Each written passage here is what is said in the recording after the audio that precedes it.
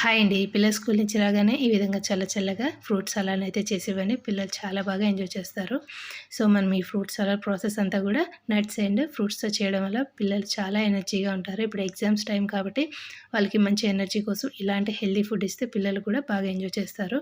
ఇక్కడ ఒక కప్పు వేడి పాలలో ఒక కప్పు పూల్ మక్కని, అదేవిధంగా 10-15 కాజు అయితే యాడ్ చేసుకున్నాను. తర్వాత ఇందులో watermelon seeds, sunflower seeds, three types of సీడ్స్‌ని కూడా నేను 2 గుప్పిళ్ళు అయితే వేసుకున్నాను.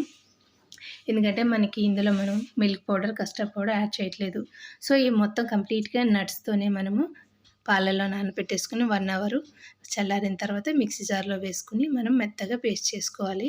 స్వీట్‌నెస్ కోసం ఇక్కడైతే నేను హనీ యాడ్ చేస్తున్నాను.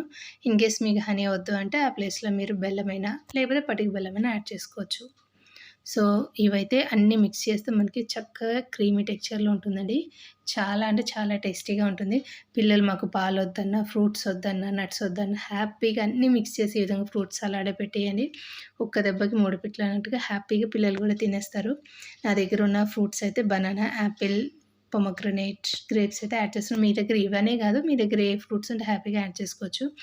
డేట్స్‌ని కూడా చిన్న చిన్న ముక్కలుగా అన్నిటిని కూడా చిన్న చిన్న ముక్కలుగా కట్ చేసేసుకొని ఒక్క 1 అవర్ మనం ఫ్రిడ్జ్‌లో పెట్టేసేసుకొని పిల్లలు అట్లా రాగానే ఇస్తే పిల్లలు కూడా హ్యాపీగా ఎంజాయ్ చేస్తారండి. సో, ఈ రెసిపీ నచ్చితే లైక్ చేసి నా ఛానల్ సబ్స్క్రైబ్ చేసుకోండి. Thank you. బాయ్.